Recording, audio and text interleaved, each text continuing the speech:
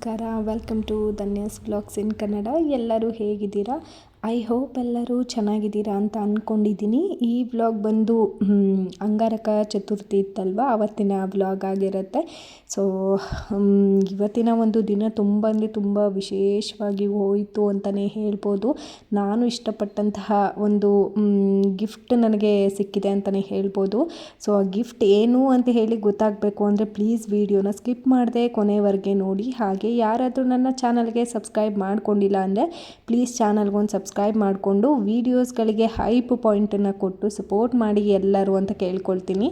ಬನ್ನಿ ವಿಡಿಯೋನ ಶುರು ಮಾಡೋಣ. ಅಂಗಾರಕ ಚತುರ್ಥಿಯ ದಿನ ನಾನು ಸಾಯಂಕಾಲದ ಒಂದು ವಿಡಿಯೋನ ಶೇರ್ ಮಾಡ್ಕೊಳ್ತಾ ಇದ್ದೀನಿ ನಿಮ್ಮೊಟ್ಟಿಗೆ. ಸೊ ಇವತ್ತು ಹಸ್ಬೆಂಡ್ ಕೇಳಿದರು, ಸೊ ಹೊಸ ವರ್ಷಕ್ಕೆ ಏನೂ ಸ್ಪೆಷಲ್ ಮಾಡಿಲ್ಲ, ಇವತ್ತು ಹಬ್ಬದ ಅಡುಗೆ ಥರ ಮಾಡಿಬಿಡು ಏನಾದರೂ ಸ್ಪೆಷಲ್ಲಾಗಿ ಅಂತ ಹೇಳಿಬಿಟ್ಟು. ಸೊ ಹಾಗಾಗಿ ಇವತ್ತು ಒಂದು ಸ್ವಲ್ಪ ಅಡುಗೆಗಳನ್ನೂ ಕೂಡ ಮಾಡ್ಕೊಳ್ಳೋಣ, ಮತ್ತು ದೇವರಿಗೆ ನೈವೇದ್ಯವಾಗಿ ಕಡಲೆಕಾಳು ಉಸ್ಲಿನೂ ಕೂಡ ಮಾಡ್ಕೊಳ್ಳೋಣ ಅಂತ ಹೇಳಿಬಿಟ್ಟು ಕಡಲೆಕಾಳನ್ನು ನೆನೆ ಹಾಕಿ ಇಟ್ಟಿದ್ದೆ. ಸೊ ಅಡುಗೆಗೆಲ್ಲ ಏನೇನು ಬೇಕೋ ಅದನ್ನೆಲ್ಲ ತೆಗೆದಿಟ್ಕೊಂಡು ಪ್ರಿಪೇರ್ ಮಾಡ್ಕೊಳ್ತಾ ಇದ್ದೀನಿ. ಫಸ್ಟಿಗೆ ದೇವ್ರಿಗೆ ನೈವೇದ್ಯ ಮಾಡ್ಕೊಳ್ಳೋಕ್ಕೆ ಅಂತ ಹೇಳಿಬಿಟ್ಟು ಕಡಲೆಕಾಳು ಉಸ್ಲಿ ಮಾಡಲಿಕ್ಕೆ ನೆನೆಸಿಟ್ಟಿದ್ದಂತಹ ಕಡಲೆಕಾಳನ್ನ ಕುಕ್ಕರ್ಗೆ ಹಾಕಿ ಸ್ವಲ್ಪ ನೀರನ್ನು ಸೇರಿಸ್ಕೊಂಡು ರುಚಿಗೆ ತಕ್ಕಷ್ಟು ಉಪ್ಪನ್ನು ಹಾಕಿ 1-2 3 ವಿಷಲ್ ಕೂಗಿಸ್ಕೊಂಡ್ರೆ ಸಾಕಾಗತ್ತೆ. ಕುಕ್ಕರ್ ವಿಷಲ್ ಬಂದಿತ್ತು, ಅದನ್ನು ಪಕ್ಕದ ಸ್ಟವ್ಗೆ ಶಿಫ್ಟ್ ಮಾಡಿಬಿಟ್ಟು ಇವಾಗ ಸ್ವಲ್ಪ ಹಾಲು ಖೀರು ಕೂಡ ಮಾಡ್ಕೊಳ್ಳೋಣ ಸ್ವೀಟ್ಗೆ ಅಂತ ಹೇಳಿಬಿಟ್ಟು ಮಾಡ್ಕೊಳ್ತಾ ಇದ್ದೀನಿ. ಒಂದು ಸ್ಟವ್ ಮೇಲೆ ಒಂದು ಪ್ಯಾನ್ನ ಇಟ್ಕೊಂಡು 2 ಟೇಬಲ್ ಸ್ಪೂನ್ ಆಗುವಷ್ಟು ತುಪ್ಪನ ಸೇರಿಸ್ಕೊಂಡು 1 ಕಪ್ ಆಗುವಷ್ಟು ಶಾವಿಗೆನ ತಗೊಂಡಿದ್ದೀನಿ. ನೆಕ್ಸ್ಟ್ ಇಲ್ಲಿ 1/4 ಕಪ್ ಆಗುವಷ್ಟು ನೇಲನ್ ಸಬ್ಬಕ್ಕಿ ಅಂತ ಏನು ಹೇಳ್ತಾರೆ ಅಲ್ವಾ, ಅದನ್ನು ತೊಗೊಂಡಿದ್ದೀನಿ. ತುಂಬ ಟೇಸ್ಟ್ ಚೆನ್ನಾಗಿ ಬರುತ್ತೆ ಪಾಯಸದ್ದು ಈ ನೈಲಾನ್ ಸಬ್ಬಕ್ಕಿನ ಬಳಸ್ಕೊಂಡು ಮಾಡೋದ್ರಿಂದ. ನೋಡ್ತಾ ಇರ್ಬೋದು ನೀವೇನೆ. ಸೊ ಸ್ಟವ್ ಮೇಲೆ ಹಾಕಿ ಸ್ವಲ್ಪ ಅದು ಹೀಟ್ ಆಗೋಕ್ಕೆ ಶುರು ಆದಾಗ ನೀಟಾಗಿ ಈ ಥರ ಸೈಜು ದೊಡ್ಡದಾಗ್ತಾ ಬರುತ್ತೆ ನೈಲನ್ ಸಬ್ಬಕ್ಕಿದು. ಸೊ ತುಂಬ ಚೆನ್ನಾಗಿ ಬಂದಿತ್ತು. ಇವಾಗ ಎರಡನ್ನೂ ನೀಟಾಗಿ ತುಪ್ಪದಲ್ಲಿ ಹುರಿದಿದ್ದಾದ ನಂತರ ಎಷ್ಟು ಬೇಕೋ ಅಷ್ಟು ನೋಡಿಕೊಂಡು ಹಾಲನ್ನು ಸೇರಿಸ್ಕೊಳ್ತಾ ಇದ್ದೀನಿ. ನಿಮಗೆ ಎಷ್ಟು ಬೇಕೋ ಅಷ್ಟನ್ನು ನೋಡಿಕೊಂಡು ನಿಮ್ಮ ಮನೇಲಿ ಇರುವಂತಹ ಜನಗಳಿಗೆ ಎಷ್ಟು ಹಾಲು ಬೇಕೋ ಅಷ್ಟನ್ನು ಸೇರಿಸ್ಕೊಳ್ಳಿ. ಈಗ ಇದಕ್ಕೆ 1 ಕಪ್ ಆಗುವಷ್ಟು ಸಕ್ಕರೆನ ಸೇರಿಸ್ಕೊಳ್ತಾ ಇದ್ದೀನಿ. ಕುಕ್ಕರ್ ಕೂಡ ವಿಷಲ್ ಬಂದಿತ್ತಲ್ವ, ಸೊ ನೀರು ತೆಗೆದು ಬಿಡೋಣ ಅದ್ರದ್ದು ಅಂತ ಹೇಳಿಬಿಟ್ಟು ಕುಕ್ಕರ್ ಕೂಡ ಓಪನ್ ಮಾಡಿ ಇಟ್ಕೊಳ್ತಾ ಇದ್ದೀನಿ. ಸೊ ಕಾಳೆಲ್ಲ ಬಸ್ತಿ ಇಟ್ಬಿಟ್ಟು ನಾನು ಶಾವಿಗೆ ಏನು ಬೇಕು ಹಾಕಿದ್ದೆ ಅಲ್ಲ ಅದನ್ನು ಕೂಡ ಈ ಕಡೆ ಬೇಯಿಸ್ಕೊತಾ ಇದ್ದೆ. 2 ಕೆಲಸ ಒಟ್ಟೊಟ್ಟಿಗೆ ಬೇಗ ಮಾಡ್ಕೊಂಡು ಬಿಡೋಣ, ಚಂದ್ರ ಬಂದುಬಿಡುತ್ತೆ, ಬೇಗ ಪೂಜೆ ಮಾಡಿಬಿಡೋಣ ಅಂತ ಹೇಳಿಬಿಟ್ಟು ರೆಡಿ ಮಾಡ್ಕೊಳ್ತಾ ಇದ್ದೀನಿ. ಖೀರು ಸ್ವಲ್ಪ ನೀಟಾಗಿ ಹಾಲಲ್ಲಿ ಬೆಂದು ಮೀಡಿಯಮ್ ಕನ್ಸಿಸ್ಟೆನ್ಸಿಗೆ ಬರಬೇಕು, ಅಲ್ಲಿವರೆಗೆ ನಾನು ಬೇಯಿಸ್ಕೊತಾ ಇದ್ದೀನಿ. ನೋಡಿ ಇಷ್ಟು ಕನ್ಸಿಸ್ಟೆನ್ಸಿಗೆ ಬಂದರೆ ಸಾಕಾಗುತ್ತೆ. ಇದಕ್ಕೆ ನಾನು ಸ್ವಲ್ಪ ತುರಿದಿಟ್ಟಿರುವಂಥ ಕ್ಯಾರೆಟ್ ತುರಿ ಮತ್ತು ತುರಿದಿಟ್ಟಿರುವಂಥ ಕಾಯಿ ತುರಿನ ಹಾಕಿ ಮಿಕ್ಸ್ ಮಾಡ್ಕೊಳ್ತೀನಿ. ಮಿಕ್ಸ್ ಮಾಡಿಕೊಂಡು ಒಂದು ಸ್ವಲ್ಪ ಗೋಡಂಬಿ ಮತ್ತು ದ್ರಾಕ್ಷಿನ ಮಿಕ್ಸ್ ಮಾಡ್ಕೊಂಡು ಬಿಟ್ಟರೆ ಮುಗೀತು, ರುಚಿಯಾಗಿರುವಂಥ ಪಾಯಸ ರೆಡಿನೇ ಆಗೋಗ್ಬಿಡುತ್ತೆ. ಇವಾಗ ಕಡಲೆಕಾಳು ಉಸ್ಲಿ ಮಾಡಲಿಕ್ಕೆ ಅಂತ ಹೇಳಿ ರೆಡಿ ಮಾಡಿದ್ದೆ ಅಲ್ವಾ, ಅದನ್ನು ಕೂಡ ಒಗ್ಗರಣೆ ಮಾಡ್ಕೊಂಡು ಬಿಡೋಣ ಅಂತ ಹೇಳಿ ರೆಡಿ ಮಾಡ್ತಾ ಇದ್ದೀನಿ. ಇವತ್ತು ಸಂಕಷ್ಟಿ ಇರೋದ್ರಿಂದ ಊಟಕ್ಕೆ ನಾವು ಯಾವುದೇ ರೀತಿ ಈರುಳ್ಳಿ ಮತ್ತು ಬೆಳ್ಳುಳ್ಳಿನೇ ಯೂಸ್ ಮಾಡೋದಿಲ್ಲ ನಾನು.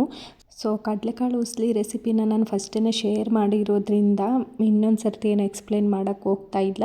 ಯಾರಾದರೂ ಇನ್ನೂ ಆ ವಿಡಿಯೋ ನೋಡಿಲ್ಲ ಅಂದರೆ ಪ್ಲೀಸ್ ನೋಡಿ. ತುಂಬ ಚೆನ್ನಾಗಿ ಬರುತ್ತೆ ಕಡಲೆಕಾಳು ಉಸ್ಲಿ ಆ ಥರ ಮಾಡೋದ್ರಿಂದ. ಸೊ ನೀವು ಕೂಡ ಮಾಡಿ ನೋಡಿ, ತುಂಬ ಚೆನ್ನಾಗಿ ಬಂದಿತ್ತು ಇವತ್ತೂ ಕೂಡ ಟೇಸ್ಟು. ನೆಕ್ಸ್ಟ್ ನಾನು ಸಾಂಬಾರಿಗೆ ರೆಡಿ ಮಾಡ್ಕೊಳ್ಳೋಣ ಅಂತ ಹೇಳಿ ರೆಡಿ ಮಾಡ್ತಾ ಇದ್ದೀನಿ. ಕುಕ್ಕರ್ ತೊಗೊಂಡಿದ್ದೀನಿ. ಒಂದು ಕುಕ್ಕರಲ್ಲಿ ನೀರು ಹಾಕ್ಕೊಂಡು ನನಗೆ ಅಳತೆಗೆ ಎಷ್ಟು ಬೇಕೋ ಅಷ್ಟು ಬೇಳೆ, ಕಟ್ ಮಾಡಿ ಇಟ್ಟಿರುವಂತಹ ತರಕಾರಿಗಳು ಮತ್ತು ಸ್ವಲ್ಪ ಮಸಾಲೆನ ರುಬ್ಬಿಟ್ಕೊಂಡಿದ್ದೆ. ಸೊ ಆ ಮಸಾಲೆನೂ ಕೂಡ ಹಾಕಿ ಮಿಕ್ಸ್ ಮಾಡಿಕೊಂಡು ರುಚಿಗೆ ತಕ್ಕಷ್ಟು ಉಪ್ಪನ್ನು ಹಾಕಿ ಮಿಕ್ಸ್ ಮಾಡಿ ನಾನು ಕುಕ್ಕರ್ನ ಕ್ಲೋಸ್ ಮಾಡಿ 3 ವಿಷಲ್ನ ಕೂಗಿಸ್ಕೊಳ್ತೀನಿ. ಸೊ ಸಾಂಬಾರು ಕೂಡ ರೆಡಿಯಾಗಿ ಹೋಗ್ಬಿಡ್ತು.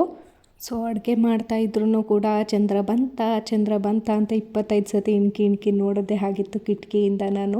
ಸೊ ನೋಡಿಕೊಂಡು ಹಾಗೆಯೇ ಕೆಲಸ ಎಲ್ಲನೂ ಬೇಗ ಮುಗಿಸ್ಕೊಳ್ತಾ ಇದ್ದೀನಿ. ಅಡುಗೆ ಕೆಲಸ 3/4 ಭಾಗ ಮುಗೀತು. ಇನ್ನು ಅನ್ನಕ್ಕೆ ಇಟ್ಕೊಂಡ್ಬಿಟ್ರೆ ಪೂರ್ತಿ ಅಡುಗೆ ಕೆಲಸ ಮುಗ್ದೋಗುತ್ತೆ. ಸೊ ಇವಾಗ ದೇವ್ರ ಪಾತ್ರೆಗಳೆಲ್ಲ ತೊಳೆದಿಟ್ಟಿದ್ದೆ. ಸೊ ಹಾಗಾಗಿ ದೇವ್ರ ಮನೆ ಕೆಲಸನೂ ಕೂಡ ಮುಗಿಸ್ಕೊಂಡ್ಬಿಡೋಣ ಅಂತ ಹೇಳಿಬಿಟ್ಟು ಬಂದೆ. ಇವತ್ತು ಅಂಗಾರಕ ಸಂಕಷ್ಟಹರ ಚತುರ್ಥಿ ಆಗಿರೋದ್ರಿಂದ ಗಣೇಶನಿಗೆ ವಿಶೇಷವಾಗಿ 21 ಕಡಲೆ ಕಾಳಿನ ಹಾರವನ್ನು ಅರ್ಪಿಸೋದ್ರಿಂದ ಇಷ್ಟಾರ್ಥಗಳ ಸಿದ್ಧಿ ಆಗುತ್ತೆ ಅನ್ನೋದು ನಂಬಲಾಗಿರುವಂಥದ್ದು. ಸೊ ನಾನು ಕೂಡ ಸಂಕಷ್ಟಹರ ಚತುರ್ಥಿ ದಿನ ಖಂಡಿತವಾಗ್ಲೂ ಕೂಡ ಈ ಒಂದು ರೆಮಿಡಿನಂತೂ ಮಾಡೇ ಮಾಡ್ತೀನಿ.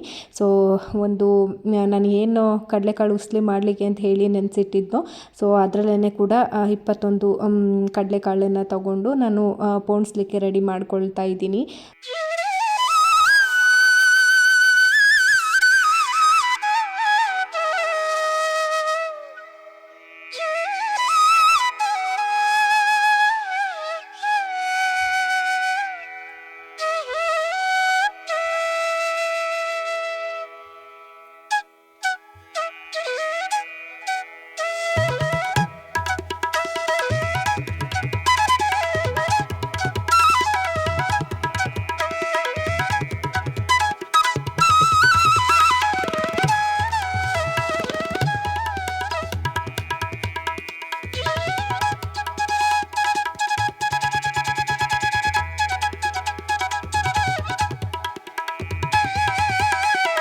ಸಂಕಷ್ಟಹರ ಚತುರ್ಥಿಯ ದಿನ ಹೇಗೆ 21 ಕಡಲೆಕಾಳಿನ ಹಾರ ತುಂಬ ಮಹತ್ವವನ್ನು ಪಡ್ಕೊಳ್ಳುತ್ತೋ, ಹಾಗೆ ಕೂಡ 21 ಗರಿಕೆಗಳನ್ನು ಕೂಡ ಅರ್ಪಿಸೋದ್ರಿಂದ ತುಂಬ ಶ್ರೇಷ್ಠ ಫಲಗಳನ್ನ ಪಡಿಬೋದು ಅಂತ ಹೇಳ್ತಾರೆ.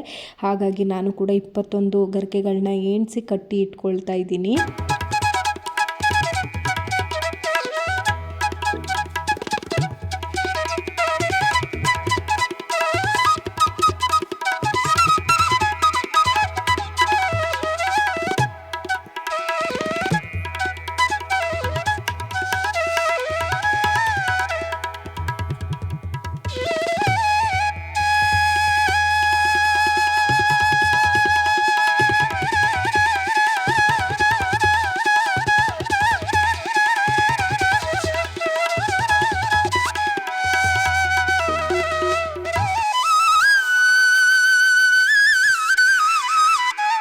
ದೇವರ ಮನೆಯ ಪೂಜೆಗೆ ಏನೆಲ್ಲ ಬೇಕು ಅದನ್ನೆಲ್ಲ ರೆಡಿ ಮಾಡಿ ಇಟ್ಕೊಂಡಿದ್ದಾಯಿತು. ಈಗ ನನಗೆ ಸಿಕ್ಕಂತಹ ವಿಶೇಷ ಉಡುಗೊರೆ ಬಗ್ಗೆ ಹೇಳುವಂಥ ಸಮಯ ಕೂಡ ಬಂದಾಯಿತು. ಸೊ ಇವತ್ತಿನ ವಿಶೇಷ ಉಡುಗೊರೆ ಬಗ್ಗೆ ಏನು ಹೇಳಿ ತುಂಬ ಖುಷಿಯಾಗುತ್ತೆ. ನನ್ನ ಮನಸ್ಸಲ್ಲಿ ನಾನು ಬೆಳಿಗ್ಗೆ ಅಂದ್ಕೊಳ್ತಾ ಇದ್ದೆ, ನಮ್ಮ ಮನೆಯಲ್ಲೂ ಪುಟ್ಟದಾದ ಗಣೇಶನ ವಿಗ್ರಹ ಇದ್ದಿದ್ದರೆ ಚೆನ್ನಾಗಿರ್ತಿತ್ತು ಅಲ್ವಾ. ನಾನು ಅದಕ್ಕೆ ವಿಧವಾಗಿರುವಂತಹ ನೈವೇದ್ಯವನ್ನು ಮಾಡಿ ಕಡಲೆಕಾಳು ಹಾರವನ್ನು ಹಾಕ್ಬೋದಾಗಿತ್ತು ಅಲ್ವಾ ಅಂತ ಹೇಳಿಬಿಟ್ಟು ಅಂದ್ಕೊಳ್ತಾ ಇದ್ದೆ. ನಾನು ಕಡಲೆಕಾಳನ್ನು ನೆನೆ ಹಾಕೋಕ್ಕೆ ಹಾಕಬೇಕಾದ್ರೆ ಸೊ ಅಂದ್ಕೊಳ್ತಾ ಇದ್ದೆ, ನಾನು ಒಂದು ಸರ್ತಿ ಗಣಪತಿ ವಿಗ್ರಹವನ್ನು ತಂದು ಅದಕ್ಕೆ ಹಾರ ಮಾಡಿ ಹಾಕಬೇಕಪ್ಪ ಅಂತ ಹೇಳಿಬಿಟ್ಟು. ಸೊ ಅದೇನು ಕೇಳಿಸೋ ಗೊತ್ತಿಲ್ಲ ದೇವ್ರಿಗೆ ಅಂತ ಅಂದ್ಕೊಳ್ತೀನಿ. ನನ್ನ ಮನಸ್ಸಿನ ಇಚ್ಛೆ ಕೇಳಿಸ್ಬಿಡ್ತು ಅನಿಸುತ್ತೆ ಭಗವಂತನಿಗೆ. ಸೊ ಅವತ್ತಿಂದ ಅಂದ್ಕೊಳ್ತಾ ಇದ್ವಿ, ನಾವು ಪುಟ್ಟದಾದಂತಹ ವಿಗ್ರಹವನ್ನು ತಗೊಬೇಕು ಅಂತ ಹೇಳಿಬಿಟ್ಟು. ಸೊ ವಿಗ್ರಹ ಪಂಚಲೋಹದ್ದೋ ಅಥವಾ ತಾಮ್ರದ್ದೋ ಬೆಳ್ಳಿದೋ ಅನ್ನೋದು ಮುಖ್ಯ ಆಗಲ್ಲ. ಸೊ ಅದರಲ್ಲಿ ಭಕ್ತಿ ಎಷ್ಟು ತುಂಬಿರುತ್ತೆ ಅನ್ನೋದೇ ತುಂಬ ಮುಖ್ಯ ಆಗುತ್ತೆ ಅನ್ನೋದು ನನ್ನ ಅನಿಸಿಕೆ. ಸೊ ತೊಗೊಂಡು ಬಂದಿದ್ರು ಹಸ್ಬೆಂಡೇ ಹೋಗ್ಬಿಟ್ಟು. ಗೊತ್ತಿಲ್ಲ ಅವ್ರಿಗೆ ಹೇಗೆ ಅನ್ನಿಸ್ತು, ಇವತ್ತೇ ತರಬೇಕು ಅಂತ ಏನಕ್ಕೆ ಅನ್ನಿಸ್ತು ಅಂತಲೂ ನನಗೆ ಗೊತ್ತಿಲ್ಲ. ಸೊ ತುಂಬ ಖುಷಿ ಆಗ್ತಾಯಿತ್ತು ನನಗಂತೂ ಇವತ್ತು. ಸೊ ಮನಸ್ಸಲ್ಲಿ ಅಂದ್ಕೊಂಡಿದ್ದು ಭಗವಂತನಿಗೆ ತಲುಪುತ್ತೆ ಅನ್ನೋದಕ್ಕೆ ಇದೇ ಉದಾಹರಣೆ ಅಂತ ಹೇಳ್ಬೋದು. ಸೊ ವರ್ಷದ ಮೊದಲನೇ ಅಂಗಾರಕ ಸಂಕಷ್ಟಹರ ಚತುರ್ಥಿಯ ದಿನ ನನ್ನ ಮನೆಗೆ ವಿಘ್ನ ವಿನಾರಕ ಬಂದಿದ್ದು ನನಗಂತೂ ತುಂಬ ಖುಷಿಯ ವಿಚಾರ. ನನ್ನ ಮನೆಯ ಎಲ್ಲ ವಿಘ್ನಗಳು ಇವತ್ತಿಗೆ ಮುಗಿತೇನೋ ಅಂತ ಹೇಳಿ ಒಂದು ಕ್ಷಣ ನನ್ನ ಮನಸ್ಸಿಗೆ ಭಾಸ ಆಯಿತು. ಸೊ ಹಾಗಾಗಿ ತೋರಿಸ್ತಾ ಇದ್ದೀನಿ ವಿಗ್ರಹ ಹೇಗಿದೆ ಅಂತ ಹೇಳಿಬಿಟ್ಟು. ನೋಡೋಕ್ಕಂತೂ ತುಂಬ ಶಾಂತ ಸ್ವಭಾವದಲ್ಲಿ ಕೂತಿರುವಂತಹ ಗಣಪತಿಯನ್ನು ತಂದಿದ್ದಾರೆ. ವಿಗ್ರಹಗಳನ್ನ ತಗೊಳ್ಬೇಕಾದ್ರೆ ನಾವು ಕೆಲವೊಂದು ರೀತಿ ನೀತಿಗಳನ್ನ ಪಾಲನೆ ಮಾಡಿ ವಿಗ್ರಹಗಳನ್ನ ಕೊಂಡ್ಕೊಳ್ಬೇಕಾಗತ್ತೆ. ಆ ರೀತಿ ನೀತಿಯಲ್ಲಿ ಹಸ್ಬೆಂಡು ಕೂಡ ಸ್ವಲ್ಪ ತಿಳ್ಕೊಂಡಿದ್ದಾರೆ. ಹಾಗಾಗಿ ತುಂಬ ಸುಖಾಸನದಲ್ಲಿ ಕೂತಿರುವಂಥ ಗಣಪತಿಯನ್ನು ತಂದಿದ್ರು. ನನಗಂತೂ ತುಂಬ ಖುಷಿ ಆಯಿತು. ನಿಮಗೆ ಹೇಗೆ ಅನ್ನಿಸ್ತು ಈ ಉಡುಗೊರೆ ಬಗ್ಗೆ ಅಂತ ಹೇಳಿ ಕಾಮೆಂಟ್ ಬಾಕ್ಸಲ್ಲಿ ಕಾಮೆಂಟ್ ಮಾಡಿ ತಿಳಿಸಿ ಆಯಿತಾ. ಸೊ ಮೊದಲನೇ ಸತಿ ವಿಘ್ನ ವಿನಾರಕ ನಮ್ಮ ಮನೆಗೆ ಬಂದಿದ್ದರು. ಸೊ ಈಗ ದೇವರ ಅಭಿಷೇಕವನ್ನು ಕಣ್ತುಂಬಿಕೊಳ್ಳೋಣ ಎಲ್ಲರೂ ಭಕ್ತಿಯಿಂದ. ಓಂ ಗಂ ಗಣಪತಿಯೇ ನಮಃ ಅಂತೇಳಿ ಕಾಮೆಂಟ್ ಬಾಕ್ಸಲ್ಲಿ ಕಾಮೆಂಟ್ ಮಾಡಿ ತಿಳಿಸಿ ಆಯಿತಾ.